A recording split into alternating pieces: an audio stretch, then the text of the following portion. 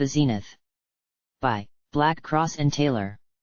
Category: Baldur's Gate. Genre: drama/romance.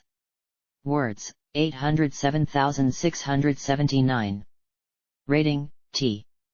Status: complete. Summary: after their capture by the mysterious Irenicus, Fritha and her companions find themselves in the lands of Om with a friend to rescue and a debt to repay. Completed. Chapter 1, Sundered. The Zenith. Sundered.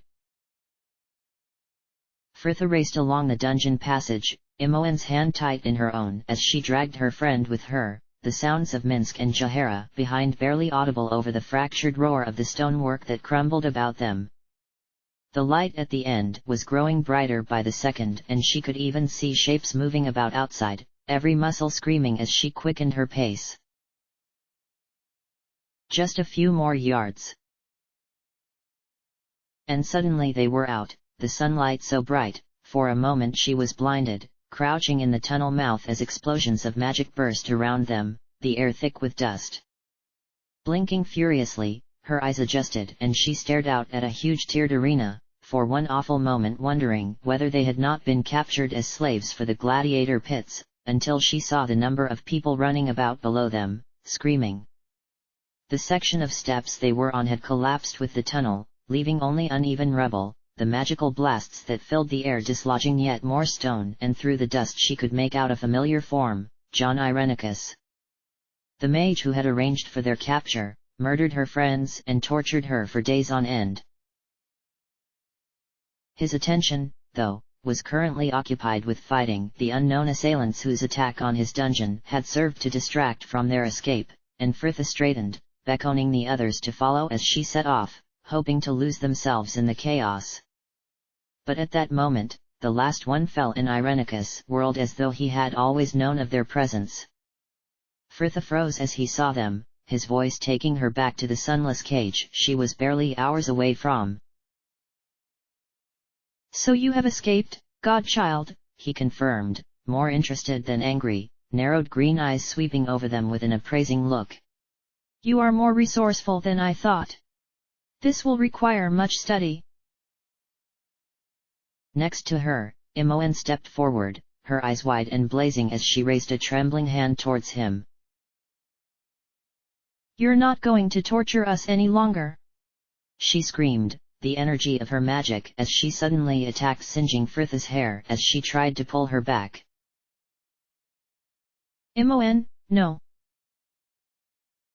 But her magics barely touched him, and they could only watch, horrified, as the mage did nothing more than laugh. "It is a matter in which you have no say, godchild. Go! Run!" Fritha screamed, giving the girl a shove, but Imoen just stood, unable to tear her eyes away from him, and Fritha felt an icy dread fill her as the shimmering blue dust of teleportation began to gather between his palms. "Please, gods, not again, don't let him take me again.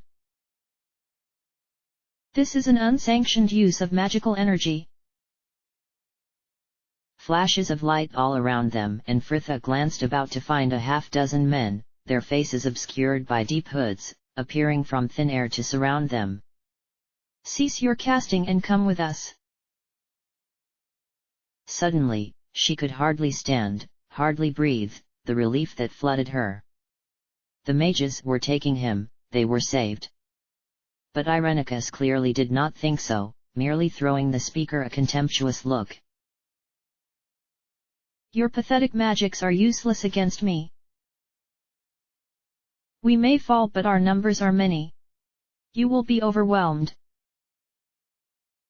Irenicus eyed those about him coldly, calculating the odds when. "Enough. You may take me, but you will take the girl as well." Fritha flinched, her body tensed and ready before she suddenly understood just whom he meant. Imoen seemed to realize the instant she did, a tortured whimper rising in her throat, her eyes fixed unblinking on Irenicus. "No, I've done nothing wrong. But the hooded mage shook his head, unmoved. You were involved in illegal use of magic. By order of the cowled wizards, you shall come with us. Imoen! Fritha screamed, fighting to reach her, but it was too late and the girl whirled back to them just in time for Fritha to see her own fear reflected in those wide green eyes, before light engulfed her and she was gone. Fritha stood, clouds of dust still hanging in the air about her, Jahara and Minsk behind her and just as silent, as though no one could believe it had happened. Beneath ground, everything had seemed like some awful dream, horrific and unreal. But stood now under the glare of a mid-morning sun, the reality of all it hit her. Fritha sank heavily on the stone steps beside her, feeling strangely numb. Had it truly been mere days ago that they had all left Baldur's Gate together, warmed with friendship and their own triumph? Now Imoen was taken, and Dinaher and Khalid. Oh gods! She dropped her head into her hands, tears trickling down her face as she fought hard to quell the howl of misery that rose in her. Listening to Minsk's stricken account of Dinaher's murder.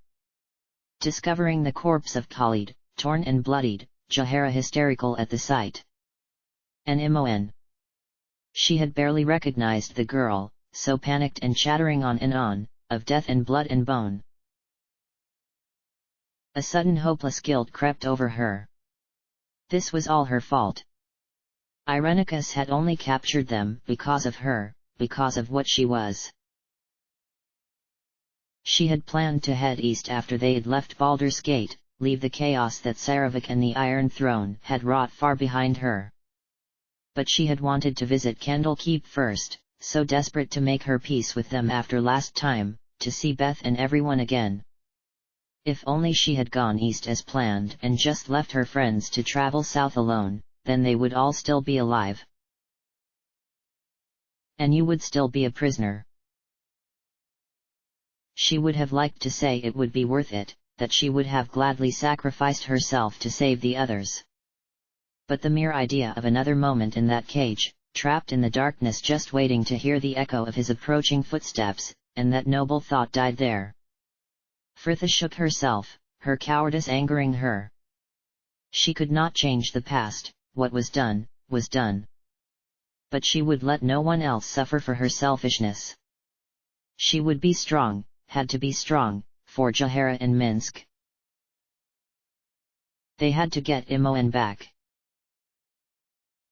Fritha stood slowly, rolling her shoulders as though squaring up to the world before turning to the two behind her.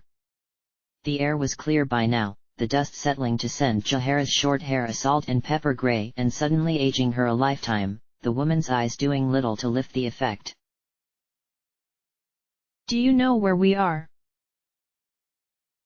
No. Why on Toriel would I? The druid snapped, returning her gaze to the rebel, arms wrapped about herself as though cold. Fritha sighed, the woman's reaction so expected she could not even muster enough effort to be offended, glancing briefly to Minsk to confirm he too had no clue, before adjusting her bag and ambling loosely down the steps to find someone who did. The closest person was a man who appeared to be running one of the nearby stalls, though he was taking a break at the moment, examining the piled rubble with something close to awe. "Excuse me," she called, still absently brushing dust from her hair and clothes in a half-hearted attempt to look personable, "can you tell me where we are?" He glanced up, eyes flitting nervously from her to the destruction before he finally found his voice. "Where? Why, we're in Joaquin's Promenade," he answered, adding when she persisted to look confused, "in Athkatla in Fritha nodded slowly, taking all this in. "Is it still Eliasius?" He stared at her, taking his time in the answering as though still trying to work out what was wrong.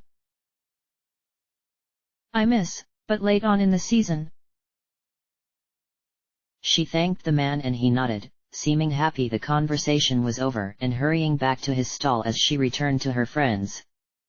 They had left Baldur's Gate just after midsummer, attacked and captured when barely 3 days from the city, so with the time it would have taken to transport them there, they had been prisoners for just over a 10-day. She shuddered, unable to keep her mind away from that wretched cage for long. Just late in the darkness for the long hours between experiments with only the singing of her own mind to distract her from the slow ebb of time. Focus. We're in Athkatla, she explained, as city guards began to gather at the foot of the rubble and Fritha suddenly realized that there was the last place they should be. Come on, we'll find an inn and consider our next move. Fritha set off down the steps again and wordlessly they followed. But as unruffled as she had been with the others, it was hard to reconcile herself with the fact she was now over 200 miles south of where they had last been, a different city, a different country. The promenade about them was filled with shops, stalls lining the tiered walls stretching up to a clear arc of sky. It was obviously the economic center of a city much larger than Baldur's Gate, and under normal circumstances, Fritha would have been fascinated by the myriad of people and goods from all over Faerun. But little seemed to catch her attention as she passed, the world an unreal blur of brightly colored canopies. The watchful calm the sudden appearance of the cowled wizards had affected had dissipated by now, and they moved unheeded through the bustle, the air ringing with the cries of merchants, the heavy smell of the masses not affecting her as it had in the gate. Not a good sign, she thought dully, considering a pale grimy hand and paying for her momentary lapse in concentration as something hit her legs. She jumped, a hand already halfway to her hilt before she realized it was just a child, his small hands covering his face as he sobbed. Oh, careful there, young man, she said, adding an afterthought as he persisted to cry, I didn't hurt you, did I? He shook his head, no pause to the crying, and Fritha could sense Jahara's impatience behind her. They really didn't have time for this. Fritha sighed, crouching down and trying to keep a terseness that was not meant for him from her voice. Well, what is wrong then? He glanced up slowly, taking great shuddering breaths as he pointed to the brightly striped pavilion but a few yards away, members of the Athkatlan watch milling about the entrance. My mother went inside the tent to see the show last night. She told me to wait here, but she hasn't come out and they won't let me in and... His voice was lost to sobs once more and Fritha felt her heart sink. She sighed heavily and straightened, glancing from the tear-streaked face of the boy to the weary figures of her friends around her. They had few supplies, only Jahara had any armor to speak of and no one had slept properly for days. Any objections? Nobody moved. Right, let's go then.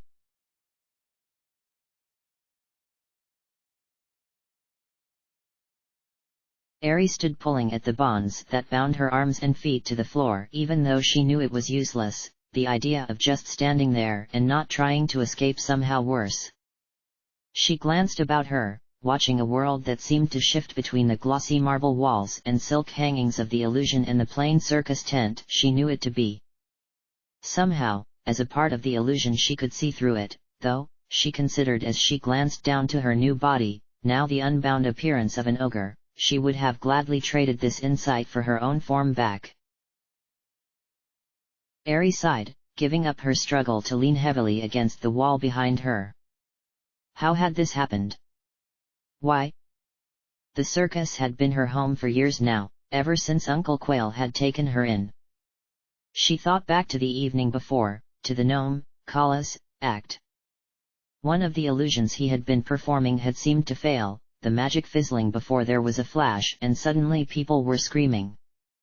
Ari had searched for Quail in the chaos, but had found herself unable to move, suddenly bound in the form of a monster while her friends disappeared around her, some changed to creatures as she had been, while others... She bit back a sob, her frustration making her tearful. Kala had killed them. But why? And what had happened to Quail? She hadn't had chance to find him before she had changed. What if he too was?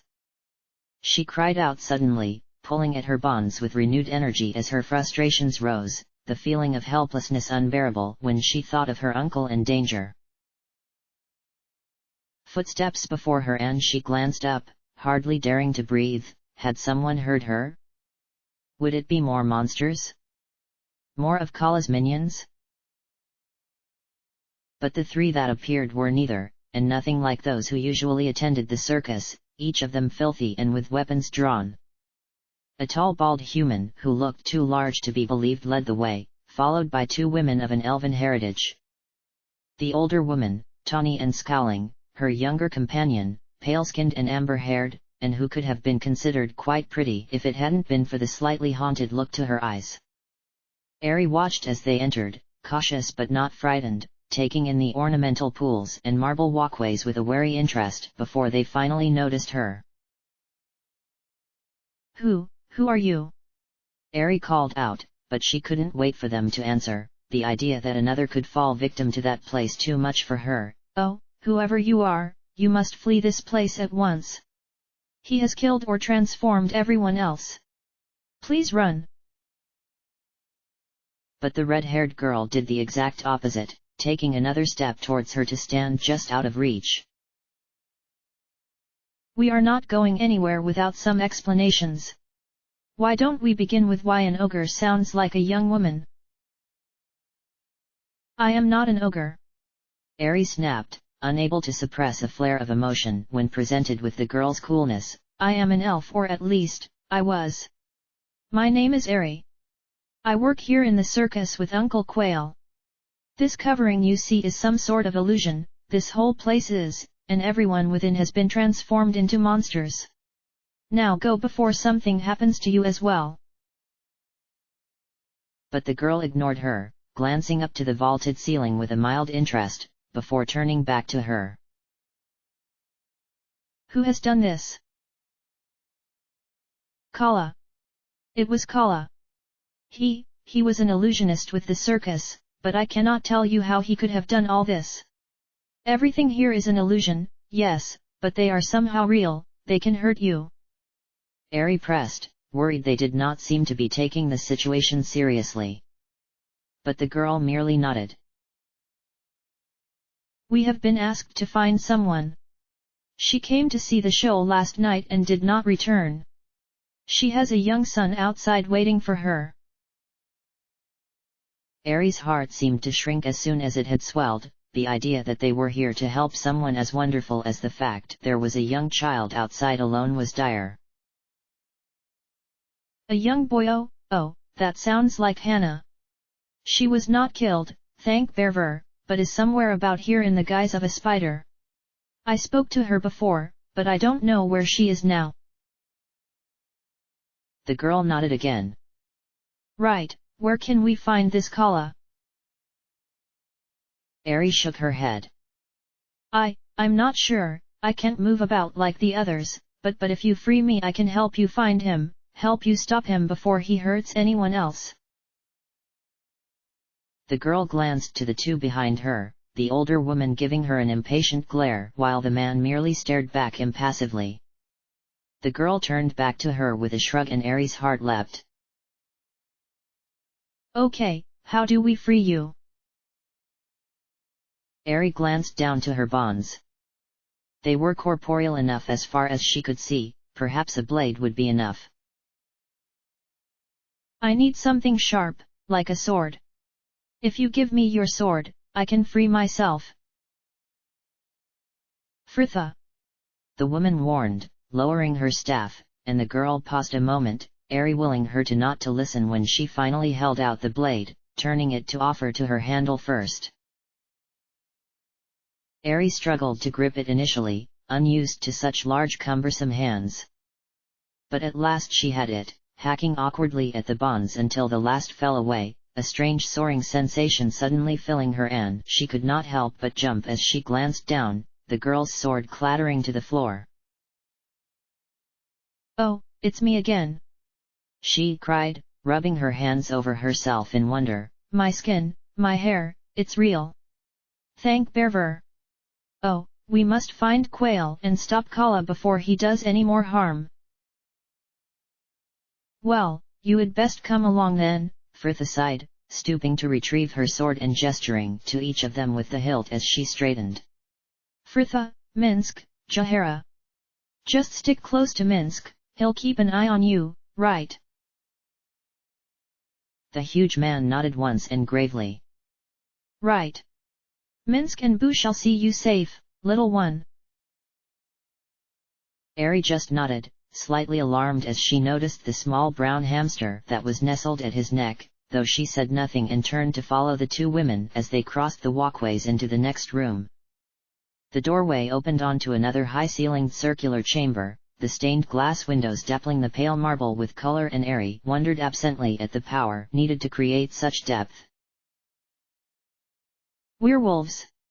Came a scream, and she started to find four of the great shaggy creatures bearing down on them, the illusion's depth now a pressing concern as Jahara and Minsk charged out to meet the beasts, weapons ready. Ari focused, calling upon her magics as she began to intone the words of a spell, watching as the two warriors engaged the beasts, one already dead and vanished.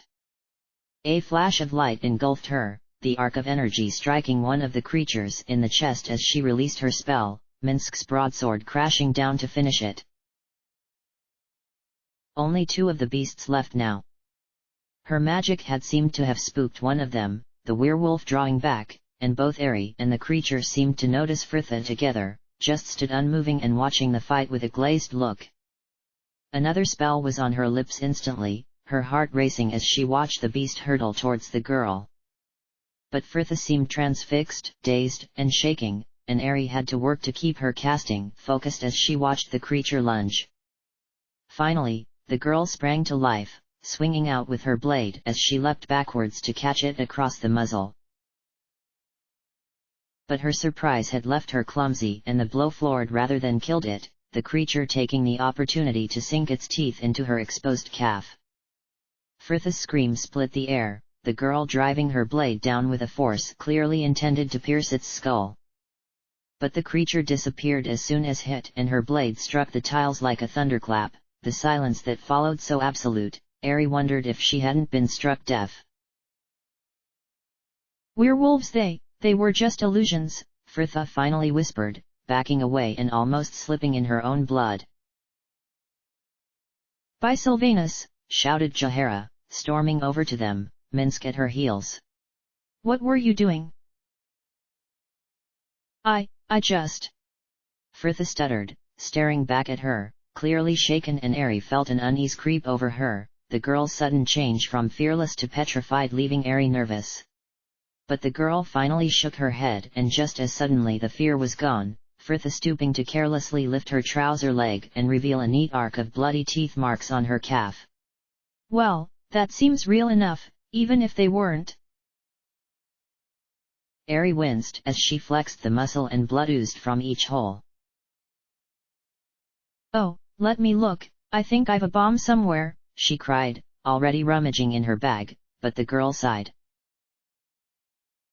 We don't have time for that. Just bind it up tight, it'll be fine. Ari hesitated a moment, but neither of her friends seemed to protest, and they did have Quail to find. She nodded, crouching as she pulled a length of cloth from her pack, the druid lending Frithha a shoulder to lean on as she stood on one leg, Ari binding up the other as tightly as she could. There, she finally announced, straightening. How does that feel? Frithha lent her weight upon it, tentatively at first, before pushing down on it a few times and nodding once. It's fine. Thank you, Ari. Where now? They seemed to turn as one, all eyes drawn to the staircase that rose up to a dark and yawning doorway. Frithha took step towards it, halting and pained, and slowly they followed. The room was much smaller than the others and darker too, shapes moving in the gloom, the air filled with the low rumble of their breathing, and Ari suddenly felt her heart stop. The room was full of creatures, any one of them could be Quail. Ah, so you have led them here, came a voice before them, and Eri couldn't stifle a gasp as she noticed a hunched figure at the room's center, looking like some ungodly mix of troll and rat. Well done, my beast. Kala? But what? He interrupted, his genial tone leaving her cold. But you are not my beast. Oh, but you all are, don't you see? Why have you done this? She demanded, her fear and anger leaving her trembling, but Kala merely laughed. I don't have to explain myself to you, beast. Attack! The room seemed to suddenly erupt about them, creatures lunging in from all sides, Jahara stepping up to engage a pair of werewolves, Minsk holding back 3 orcs, and Fritha drew a deep breath to suddenly scream, charging through the chaos with her sword held aloft, Eri at her heels.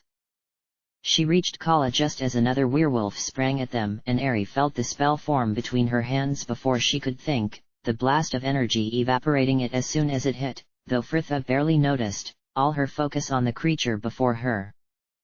Kala raised his hands with a spell, clearly panicked, but she knocked them roughly aside, bringing the sword down into his neck, and Eri felt the blood hit her face as the world flashed white, and suddenly it was over.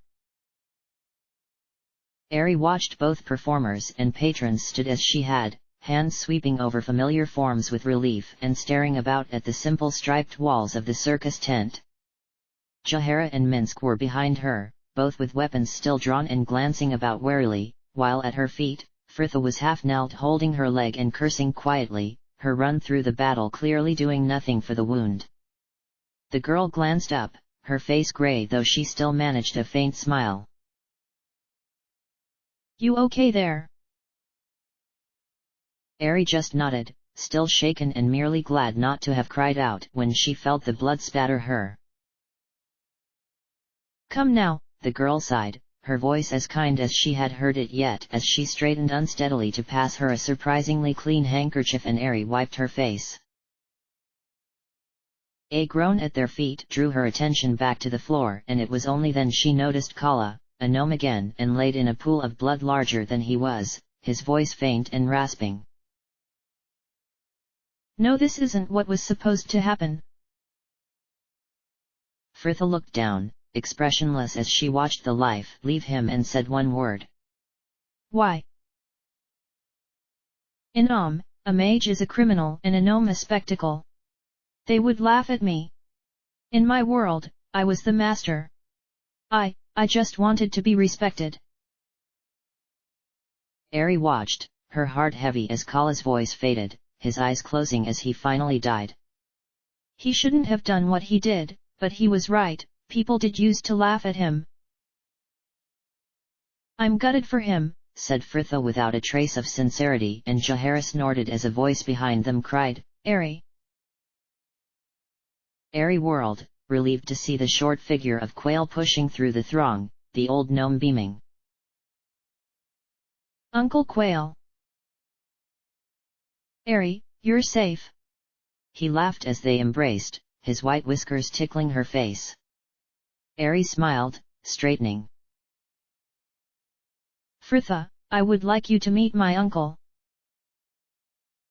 Quail bowed politely, sweeping his hat from his head to reveal a shock of white hair. The girl looked nonplussed a moment before she bowed slightly too, her sense of propriety clearly taking over. Nice to meet you, sir. Quail turned back to her with a friendly wink. I think they may have noticed I'm a gnome. Eri tried to return his smile, feeling increasingly on show as she forced an explanation. Yes, well you see, I was not always with the circus, Uncle Quail took me in. Before, I used to live elsewhere. She finished lamely, feeling his eyes upon her and refusing to turn and see his reproachful look. But Fritha merely nodded. Well, it was nice to meet you both, but we must be going. Oh, so soon? Eri cried, unable to hide her disappointment, though the girl remained unmoved. Yes, I would not have come here at all, if not for the boy. Our friend was taken by the cowled wizards but a few hours ago, we must get her back. Ari watched, silent, as they filed out. She had not expected them to leave straight away, and even with the short time she had spent with them, just to be helping others, she had felt as whole as she had since. Quail sighed at her elbow and she glanced down to find him watching her with a gentle smile. Well, go if you're going, girl. Oh Uncle Quail, she cried, stooping to throw her arms about him, I'll come visit you all the time. Don't you worry about your old uncle, I'll still be here. Find some happiness, Ari, and perhaps the pain of what you've lost will be lessened. She nodded, feeling tearful again but not wanting him to see her cry as she turned away. Just a moment to return to their living area in the adjoining tent and collect her belongings and staff, and she was out under a high sun, pushing through the crowds as she tried to catch them. Ari could see the bright copper of Fritha's hair disappearing through the western arches, and she doubled her pace as the way cleared before her, holding her skirts up as she ran. Hey, stop! Hey! They turned at last, waiting on the steps for her to catch up, and Ari slowed as she reached them, suddenly nervous as she stood under 3 sets of questioning eyes. Well, I thought maybe I could help you. You helped me. I know the city. There is a cowled wizard representative in the council building, I know because the circus had to buy a magic license from them for the illusionists. I could take you there. She watched as the women exchanged a look.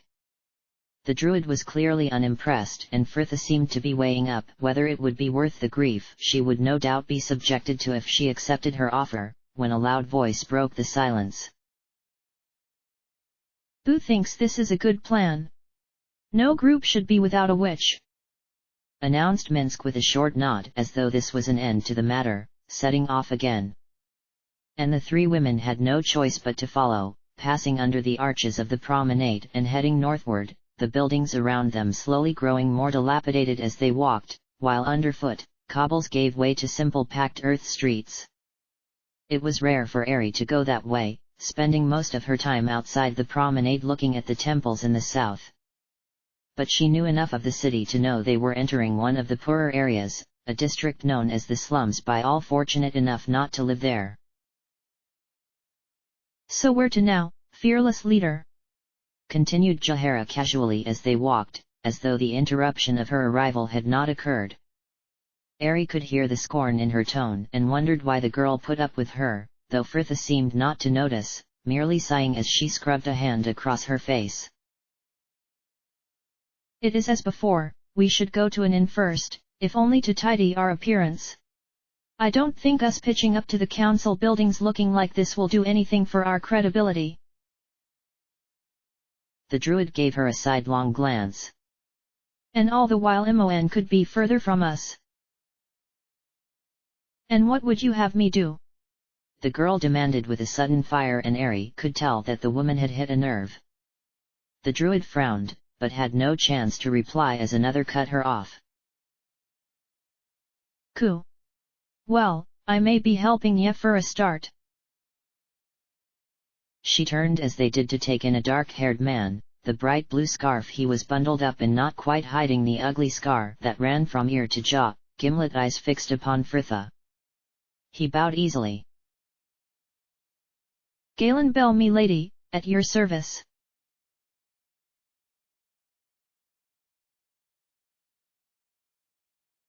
Fritha blinked once.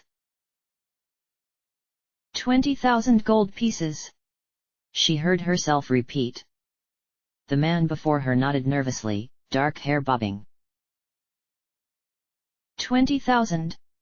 She said again, her pitch rising, and Galen swallowed, seemingly pleased of the table between them as they stood in his parlor, the rickety old thing practically the only piece of furniture in that cramped gloomy room, the lack of light not quite hiding the peeling walls. Fritha felt her hands clench, the sense that life was just mocking her suddenly making it hard to breathe. They had been lured there under the pretense that he could help them recover Imoen, or knew someone who could, at least. But it was an assistance that did not come cheaply, and Galen may as well have asked her for the moon. She had never even seen that much money before. And where in the hells do you expect me to get that sum? Cool. Well, ya could be selling some of your... He trailed off, glancing about the group, all wounded and filthy, and Fritha could read his thoughts on his face. If their collective belongings fetched 100 gold, they'd have both been surprised. Or ya could do some work around the city, he continued stalwartly. Plenty of money out there for those willing to earn it. And how long will that take? Fritha cried, her frustration only growing. Every moment they spent there was a moment Imoen was alone. It could be months before they raised the coin. Warranted, me lady, it won't be quick, but how much longer will it take to find your friend without help? He appeased, and when that did not convince her, he continued on a different tack. Look upon it this way, while ye raise the money, ye can look around, keep an ear to the ground. If ye find the lass whereabouts before ye raise the coin, then ye have lost nothing, and if not, then it was something worth buying. Was it just her, or did that make sense? Fritha laughed shrilly, pushing the heels of her hands into her eyes, as all hopes of seeing her friend again soon seemed to dissolve into the ether. 20,000 gold pieces. She sighed deeply, instantly wishing she hadn't, as the sour reek of mold assaulted her, glancing to the others before turning back to him defeatedly. I'll return when I've the first installment. End of chapter.